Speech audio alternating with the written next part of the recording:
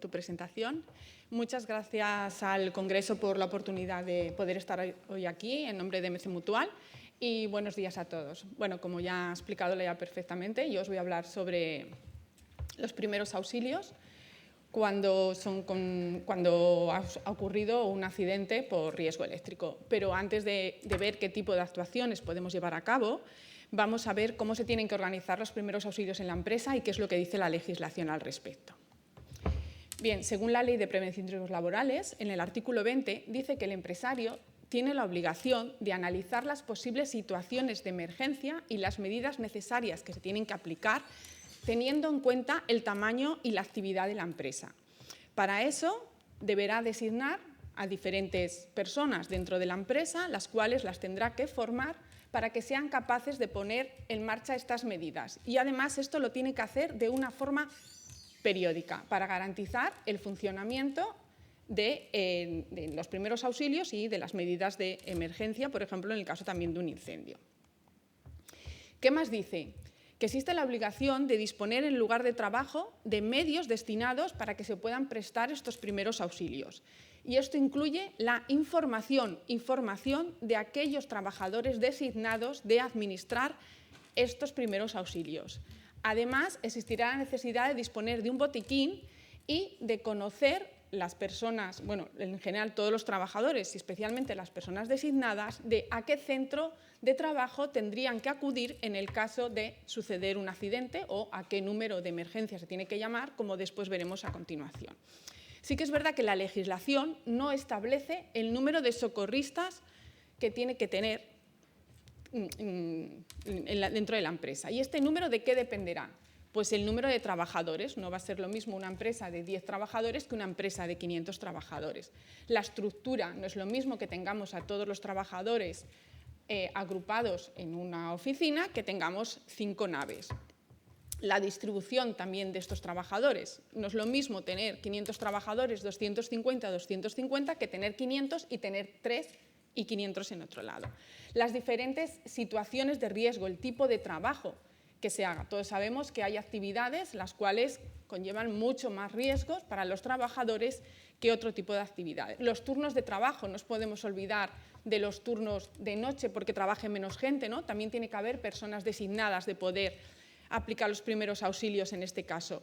La distancia en tiempo real a los servicios externos, ¿no? Que en el fondo son los que al final van a recuperar a esta persona que ha tenido un accidente, y principalmente cuando hablamos de riesgo eléctrico. Y también las posibles ausencias de este personal designado, ¿no? O sea, esta gente, los que estén designados como socorristas, pues irán de vacaciones. Pues la empresa tiene que prever, en el caso de que esta persona no esté, que otra persona le va a sustituir. Además, tampoco podemos perder de vista que el Real Decreto 486/1997, que establece las disposiciones mínimas de seguridad y salud en los lugares de trabajo, indica que los lugares de trabajo tienen que tener material de primeros auxilios, un botiquín portátil que contenga, como pone aquí, pues desinfectantes, gasas, algodón, vendas, esparadrapo, y que se tendrá que revisar periódicamente. Es decir, no tengamos un botiquín que hace 5 años que lo hemos dejado allí y que no haya ninguna persona encargada de revisar aquel material. Además, sí que especifica que los lugares de más de 50 trabajadores tienen que tener un local destinado para realizar estos primeros auxilios, o en el caso de 25 trabajadores con una actividad de especial peligrosidad y que así lo haya designado la autoridad laboral competente. Estos locales de primeros auxilios que tienen que tener pues un botiquín, una camilla, una fuente de agua, y estarán próximos y accesibles desde el lugar de trabajo, ¿no? Tienen que estar señalizados, o sea, tenemos que saber dónde está aquel local de primeros auxilios, y se tendrá que valorar también la necesidad de otros recursos según los riesgos existentes en la empresa. Además, como estamos hablando de riesgo eléctrico, pues tenemos el Real Decreto 614/2001, ¿no? En el cual se establecen las disposiciones mínimas de protección de salud y seguridad de los trabajadores frente al riesgo eléctrico, y en el anexo 3, cuando habla de trabajos en tensión, dice que en aquellos trabajos, que cuando los trabajos se desarrollen en lugares donde la comunicación sea difícil por su orografía, confinamiento u otras circunstancias, deberán realizarse estos trabajos estando presente al menos 2 trabajadores con formación en materia de primeros auxilios. Y ya para acabar con la legislación, he considerado importante ponernos este Real Decreto, ¿no?, por el cual se aprueba el catálogo de actividades y centros obligados a adoptar diferentes medidas de autoprotección y fija el contenido de estas medidas. Pues ¿por qué os lo he puesto? Porque este Real Decreto establece en determinadas instalaciones qué material o qué medios mínimos tienen que disponer. Y está claro que el riesgo eléctrico es un riesgo común a un montón de actividades en las cuales se desarrollan en diferentes instalaciones. Y creo que es muy importante que sepáis, y yo aquí simplemente os he puesto un ejemplo, ¿no?, de 2 instalaciones en los cuales, pues como veis aquí, hay que disponer de un desfibrilador, y es en unos puertos, en las estaciones intercambios de transporte, es decir, cuando vayáis a realizar, o aquellos trabajadores que realicen su trabajo y que estén expuestos a riesgo eléctrico en algún tipo de instalación que pueda estar mencionada en el decreto, pues es importante que delante de un accidente que se produzca sepa que ahí hay un desfibrilador que, como después veremos, cuál es su utilidad y la importancia de utilizarlo en el caso de un accidente de este tipo. Importante también el socorrista, ¿no? Ya hemos visto que tiene que haber personas formadas para saber prestar los primeros auxilios. Pues tiene que estar formado, informado, entrenado, y recordar que os he dicho que tiene que estar formado con determinada periodicidad. No le vamos a formar una vez y ya consideramos que esta persona en 10 años va a tener este conocimiento. Importante, tiene que ser voluntario. No podemos obligar a nadie que sea socorrista y que tenga que actuar delante de una situación de emergencia. Tendrá que tener los conocimientos básicos, que como vemos aquí, pues saber qué hacer delante de una pérdida de conocimiento, de una parada cardiorrespiratoria, de una obstrucción de la vía aérea, si un compañero suyo se atraganta, ¿no? También formación más complementaria, pues qué hacer en caso de quemaduras, de una hemorragia, pero importante, tendrá que tener formación específica relacionadas con los riesgos que están presentes en su puesto de trabajo. Y como ya os he dicho, pues tiene que reciclar. Independientemente de que hay unas personas que sean socorristas, todas las personas, igual que todos los ciudadanos, tenemos la obligación de socorrer en una situación de emergencia. Y socorrer significa el avisar, ¿vale? Luego cada persona podrá hacer según sus conocimientos, pero lo que no podemos dejar es de avisar cuando presenciemos una situación en la que ha ocurrido un accidente y peligra la vida de esas personas. Bien. ¿Qué conceptos creo que es importante que conozcamos? ¿Qué es una emergencia médica? Pues una emergencia médica es esa situación que, si no se actúa de manera inminente, la vida de esta persona peligra. O sea, no podemos ni perder ni media hora, ni 15 minutos, ni una hora. Luego están las urgencias médicas, ¿no?, que son aquellas situaciones en las cuales tenemos que actuar, pero la vida de la persona accidentada no peligra de una forma inminente. Los primeros auxilios, pues ¿qué son? Pues aquel conjunto de técnicas y actuaciones que permiten, pues, la asistencia a un accidentado en el lugar en el que han ocurrido los hechos, ¿no?, hasta que venga la asistencia sanitaria especializada, ¿no?, porque no somos, o la persona formada no es personal sanitario. Y otro concepto que le repetiré varias veces es la conducta PAS, que es el protocolo a seguir siempre que se produzca una situación de emergencia. Y esto lo tenemos que tener clarísimo en todos los riesgos, ¿no?, o los accidentes por diferentes riesgos, pero creo que en el riesgo eléctrico es primordial, ¿vale?, el proteger, el avisar y el socorrer. ¿Y por qué? Porque la rápida actuación, pero de una forma segura, también es lo que facilita la supervivencia de la persona accidentada. El proteger, ahora veremos cada una de estas siglas con más detalle. Pues ya hay un accidentado, una persona accidentada, no podemos ser dos. Primero nos tenemos que proteger a nosotros mismos para después poder ayudar. El avisar, importantísimo, ¿no? Necesitamos que venga la asistencia especializada. Nosotros podremos saber dar los primeros auxilios en ese momento, pero esa situación va a empeorar si no viene de verdad la gente que sabe. Y para eso, ¿qué hay que hacer? Pues llamar al 112. Y después socorrer. Bueno, pues veremos ahora cuáles son las diferentes actuaciones que podemos llevar a cabo para ayudar a esta persona hasta que vengan los servicios de emergencias especializados. Pues evidentemente, proteger. Lo primero es cortar el paso de la corriente. Es imprescindible. Y en el caso de que no se pudiera cortar, ¿no?, pues hay que separar físicamente a la persona accidentada, evidentemente de una forma segura, ¿no? También tenemos que prever la caída de esta persona en el momento de que la tengamos que soltar de la corriente. aquí vosotros sois muchos más especialistas que yo en corriente de alta tensión, de baja tensión, ¿no? Pero bueno, cuando estamos hablando de una baja tensión, sí que puede ser factible separar a esta persona de la corriente, ¿no? Y en el caso de alta tensión, lo que sí que hay que tener cuidado es incluso la zona en los metros de distancia en las que nos aproximamos del lugar del cual ha ocurrido el accidente. Evidentemente, nunca se debe tocar a un trabajador si no se ha cortado previamente la corriente. Avisar, importantísimo, ¿no? Tenemos que llamar al 112 o, bueno, también hay empresas que tienen establecido su circuito a la hora de poner en marcha su sistema de emergencia, ¿no? Pero es importante identificarnos, decir el lugar exacto en el que estamos, qué es lo que ha pasado. Cuanto más información demos, más fácil será que los servicios de emergencia que vengan sean más adecuados al tipo de accidente que ha ocurrido. Si hay más de una persona herida y el estado que nosotros creemos que pueden tener. Y muy importante, bueno, antes siempre se decía que nunca cortes la llamada, a no ser que pidas permiso, ahora disponemos de teléfonos con manos libres. Entonces, lo que hay que hacer es dejar el teléfono encendido, no cortar la llamada, por las diferentes instrucciones que nos tengan que dar desde el 112 sobre qué es lo que tenemos que hacer. Y socorrer, pues ahora veremos cuáles son las principales lesiones en las que nos vamos a poder encontrar delante de un accidente por riesgo eléctrico, pero vuelvo a incidir otra vez para que no nos pase a lo mismo que aquí al NAPO, ¿no? De que tengamos que cortar la corriente antes de atender a una persona. Y mucho cuidado, porque puede ser tanto el socorrista como de repente una persona que se acerca, ¿vale? Porque ya sabemos que cuando ocurre un accidente, pues bueno, se genera una situación como de pánico, ¿no? Y eso es importantísimo, de que nadie toque a esta persona si aún está conectada a la corriente. Bueno, sobre la lesión eléctrica, ¿no? Para ver qué tipo de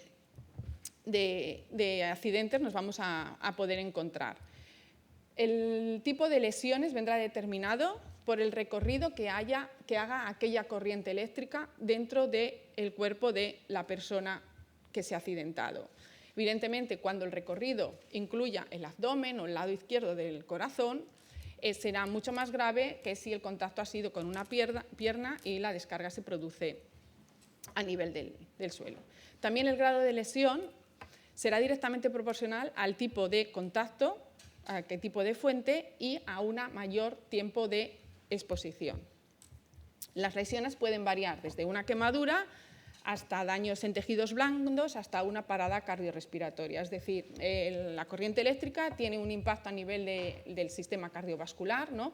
Porque puede producir necrosis en el corazón, puede producir fibrilación ventricular, también tiene un impacto a nivel del sistema respiratorio porque puede producir tetanización de los músculos que se encargan de la respiración, afectar al centro que tenemos en el cerebro que regula la respiración o debido a la fibrilación ventricular. Es decir, podemos ver un tipo de lesión que pueda parecer no grave, pero realmente lo grave en las lesiones eléctricas es todas las lesiones internas que puede presentar ese trabajador. Las lesiones también van a variar dependiendo del tipo de corriente, ¿no? Pues el caso de la corriente alterna produce una contracción muscular que se produce tetania y esta contracción, como lo que os he explicado antes, ¿no? Que dificulta que la persona pueda respirar o que incluso funcione el corazón. Y es de 3 a 4 veces más peligrosa que la corriente continua. La corriente continua produce una única contracción y la víctima puede ser alejada del punto. Después tenemos la corriente de alto voltaje, que esta produce lesiones térmicas en las superficies de la piel, pero que pueden comprometer, como os he dicho, diferentes músculos y órganos. Y las de bajo voltaje, que produce tetania muscular, la fibrilación ventricular. Importante, como hemos dicho, que la lesión dependerá de las características de la corriente, ¿no? Pues para ambas corrientes, la alterna y la continua, para una misma duración de la lesión será mayor cuanto más voltaje y amperaje tenga. Y la corriente alterna de baja frecuencia se asocia con lesiones más altas y más mortalidad que la corriente continua o de alta frecuencia para el mismo voltaje y amperaje. Pues bien, vamos a empezar con la fibrilación ventricular, ¿vale? La fibrilación ventricular es la principal causa de los accidentes eléctricos. ¿Vale? Por eso creo que es importante que hoy veamos cómo se tiene que actuar. Pero también esto que os voy a contar os va a servir para el ámbito laboral en general, porque las enfermedades cardiovasculares es la primera causa de mortalidad en el trabajo. O sea, estamos hablando del infarto agudo de miocardio y de los derrames cerebrales, pero es que no solo eso, también os va a valer cuando os vayáis fuera de aquí, porque las enfermedades cardiovasculares es la primera causa de mortalidad a nivel general. ¿Qué es lo que ocurre en la fibrilación ventricular? Pues que el corazón, en lugar de latir de una forma rítmica, ¿no? Pum, pum, pum, pum, pum, pum, pues la actividad eléctrica, dijéramos, que está tocada y late de una forma no rítmica, ¿no? Como una contracción desorganizada. ¿Eso qué es lo que produce? Pues que nuestro corazón no pueda enviar, no pueda bombear la sangre de una forma normal a todo nuestro organismo y terminará parándose nuestro corazón. Cuando esto ocurre, es importante llevar a cabo lo que se conoce como la cadena de supervivencia, ¿no? Que son una serie de actuaciones en las cuales, como su nombre dice, son como los diferentes eslabones de una cadena, todos de igual importancia y que es necesario llevarlos a cabo en este orden para evitar que la persona fallezca y evitar secuelas, ¿no? El primero correspondería al avisar del PAS y los siguientes son iniciar la reanimación cardiovascular precoz, que ahora veremos qué es, y la desfibrilación precoz para cuando llegue el soporte vital avanzado pueda atender a esta persona. Bien, pues el soporte vital avanzado, aquí tenéis un gráfico sobre el soporte vital básico en el adulto, ¿no? El soporte vital básico es una serie de actuaciones que incluyen la reanimación cardiovascular y el uso de desfibrilador. Bien, ¿cómo empieza este soporte? Lo primero que tenemos que hacer es valorar si la persona está consciente y respira. ¿Cómo valoramos si está consciente? Pues le preguntamos, ¿está bien? ¿Le pasa algo? Y le observamos, porque a lo mejor la persona no habla, pero mueve una pierna, ¿vale? Entonces, es comprobar que la persona está consciente. Si la persona no está consciente, lo siguiente que tenemos que hacer es valorar la respiración. Para valorar la respiración, nos aproximamos a la víctima y tenemos que ver que el tórax, ¿no? Sube, tenemos que ver la respiración, oír la respiración y sentir la respiración.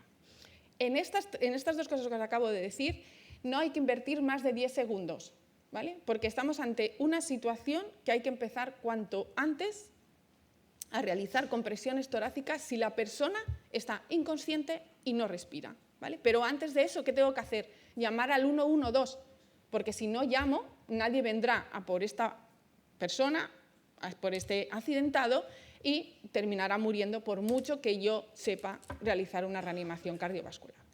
Bien, la reanimación cardiovascular, ¿en qué consiste? En realizar 30 compresiones torácicas, que ahora veremos dónde se realizan y qué características tienen, y 2 respiraciones de rescate.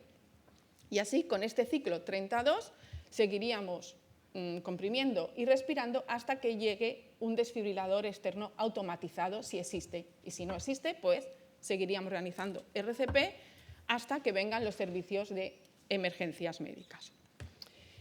Bien, la reanimación cardiovascular debe iniciarse inmediatamente. O sea, no podemos perder tiempo. Todas las personas, independientemente de que no estén formadas, deberían intentar comprimir por lo menos el tórax delante de una parada cardiorrespiratoria.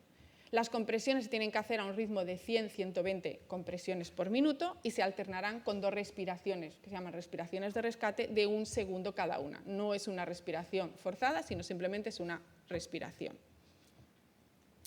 Eso sí, si hay más de una persona formada, cada 2 minutos se tendrán que cambiar, porque la RCP puede parecer una tontería, pero hacer una RCP de calidad cansa mucho. Perdonad, que antes no os he dicho que cuando se comprueba la respiración, si una persona no respira, también hay que comprobar que respira de una forma normal, ¿vale? Si una persona respira de una forma que jadea, tiene una respiración superficial, eso, según las guías, se considera que no respira porque vendrá posteriormente una parada respiratoria y lo que se trata es de anticiparnos. Bien, para realizar las compresiones torácicas, pues tenemos que colocar las manos en el centro del pecho con los dedos entrelazados y comprimir, como os he dicho antes, a una frecuencia de 100-120 y 5-6 centímetros de profundidad. Eso sí, siempre hay que dejar que el pecho vuelva a elevar para poder volver a comprimir.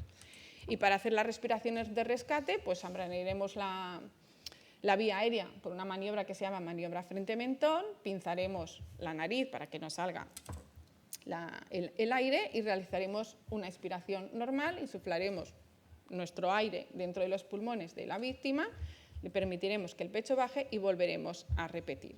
Que no sabéis hacer las respiraciones, no pasa nada. Cada vez más el Consejo Europeo de Resucitación da importancia a comprimir. ¿Por qué comprimir? Porque se ha visto, ¿no?, a lo largo de hecho, estas son guías, la información que os he puesto son las últimas guías, que son del 2001, en el 2005 se prevé que sacarán otras, ¿no? Entonces, bueno, ellos al final lo que estudian es cómo las diferentes secuencias o las diferentes formas de actuar tienen un impacto positivo. Y han visto que es más importante comprimir y mantener que la sangre circule por todo el cuerpo que el nivel de oxigenación que tenga aquella sangre, con lo cual comprimir y comprimir sin miedo. Lo que es importante, como hemos visto que incluía antes el soporte vital básico, pues es utilizar un desfibrilador externo automatizado, ¿vale? Si alguna vez estáis en un sitio y existe un desfibrilador, es importantísimo utilizarlo para poder revertir una parada cardiorrespiratoria y más cuando se trata por riesgo eléctrico, que al final lo que se ha visto es alterada la actividad eléctrica del corazón, ¿no? No tengáis miedo en si alguna vez, espero que no tengáis que utilizar, lo tenéis que utilizar, porque es un aparato totalmente seguro. Lo que hace es analizar el ritmo del corazón y si está en fibrilación ventricular o en taquicardia ventricular sin pulso, pues indica que se tiene que dar una descarga. Si no estuviera en este tipo de situaciones, pues el aparato no dirá nada, ¿no? Cuando llega el aparato se enciende, muchos al encenderlo y al abrirlo van diciendo las diferentes instrucciones. Una vez abierto, colocaréis los parches, uno debajo de la clavícula derecha y otro en la parte inferior del abdomen izquierdo, y en ese momento el desfibrilador analizará el ritmo, ¿vale? Entonces, aquí en ese momento, cuando analiza el ritmo, la víctima no se toca, el desfibrilador lo dice todo, dirá si está recomendada descarga o no descarga. Si es que sí, es apretar un botón. También no hay que tocar a la víctima, son los dos únicos momentos en los que hay que mantenerse separado, y después volveremos a iniciar la reanimación cardiopulmonar, ¿vale? ¿Que el desfibrilador no indica nada? Pues nada, realizamos todo el rato reanimación cardiopulmonar y él a los 2 minutos volverá otra vez de una forma automática a volver a analizar el ritmo y dirán analizando el ritmo y no acercarnos.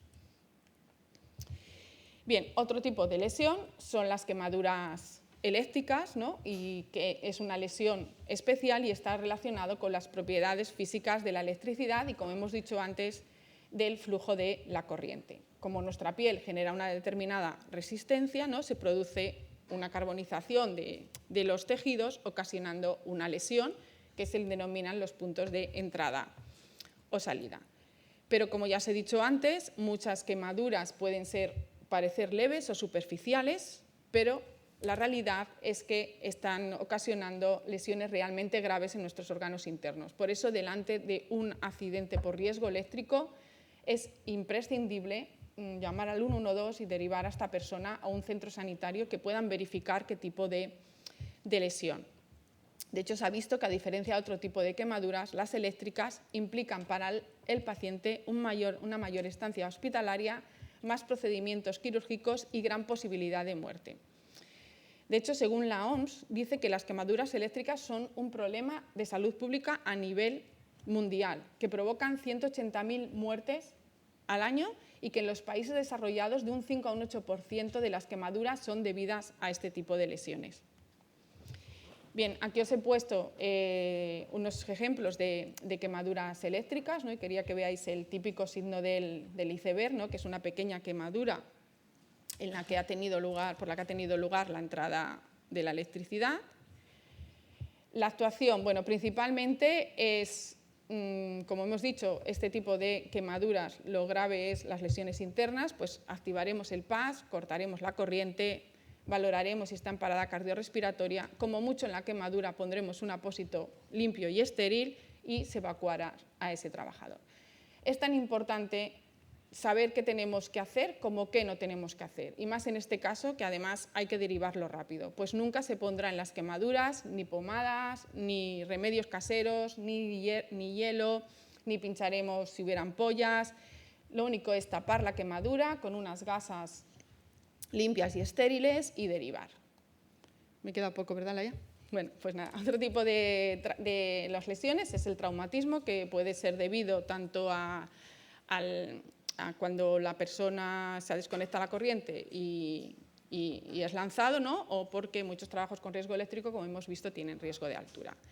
Las fracturas que pueden dar lugar pueden ser simples, cerradas o abiertas. Las fracturas abiertas son las más graves y la actuación dependerá del tipo de lesión. Lo más importante normalmente es no mover a la persona a no ser que sea necesario. ¿Vale? Las fracturas, simplemente os he puesto una diapositiva porque las fracturas más importantes que podéis encontrar son las fracturas de cráneo y de columna. En este caso, una vez activado el PAS, no moveremos a la víctima a no ser que sea necesario. Evidentemente, si está en un sitio que después ha producido un incendio, la tendremos que mover, ¿no? O si vemos que esta persona no respira, pues tendremos que moverla hacia arriba para realizar la reanimación cardiopulmonar, pero lo importante es no moverla. Si existe alguna herida, o la taparemos, controlaremos que la persona siga respirando, la mantendremos caliente. Si sale sangre por el oído o por la nariz, no lo taparemos porque en este caso está relacionado con un traumatismo cráneoencefálico. Y si los tenemos que movilizar, como os he dicho antes, a la víctima, lo haremos siempre manteniendo el eje cabeza, tronco y cuello. Y ya prácticamente para acabar, es importantísimo los primeros auxilios, saber tanto lo que tenemos que hacer como lo que no tenemos que hacer. Y creo que estos principios es importante que los tengamos en cuenta. Hay que conservar la calma, evitar aglomeraciones, no podemos permitir que todo el mundo se acerque, saber imponerse de las personas que están formadas, que son socorristas. Alguien tiene que tomar el mando, ¿vale? Porque si no todos intentarán hacer lo mismo. No mover al herido, tranquilizarle, examinar, es decir, valorar principalmente la respiración, como hemos visto antes, y la consciencia, mantenerle caliente, avisar a personal sanitario, llamar al 112, traslado adecuado y no medicar. No somos médicos. De hecho, por ejemplo, el botiquín tampoco tiene ningún tipo de medicación. Y simplemente, ahora sí que ya para acabarla, ya muy rápido, en nuestro portal de prevención y salud tenemos, de hecho, una colección con diferentes recursos sobre primeros auxilios. Están en abiertos, o sea, cualquier empresa, sea mutualista o no, los puede consultar. Sí que es verdad que para las empresas mutualistas tenemos un curso en el campus de prevención, pero en este caso son recursos que están abiertos y tenemos diferentes carteles, en los cuales os he puesto aquí el QR por si lo queréis escanear, que va directamente a la colección del portal. Vale, y aquí os he puesto unos ejemplos de carteles que tenemos. Por ejemplo, este cartel es uno sobre primeros auxilios que recoge las principales actuaciones a realizar delante de un accidente, el de soporte vital básico que os he informado. Aquí pues, también tenemos un folleto, un manual, los vídeos. Evidentemente yo os he explicado la reanimación cardiopulmonar de una forma que es muy complicado poderla entender porque es algo inminentemente práctico, ¿no? Pero os comento que podéis entrar al portal y ver un vídeo que hay sobre cómo se realiza la reanimación cardiopulmonar. Y luego, bueno, en el manual que tenemos pues hay diferentes fichas resumen sobre las principales actuaciones a llevar a cabo en el caso de un accidente. Y aquí os he puesto unos modelos de las fichas para que lo veáis. Pues nada, muchísimas gracias y cualquier cosa.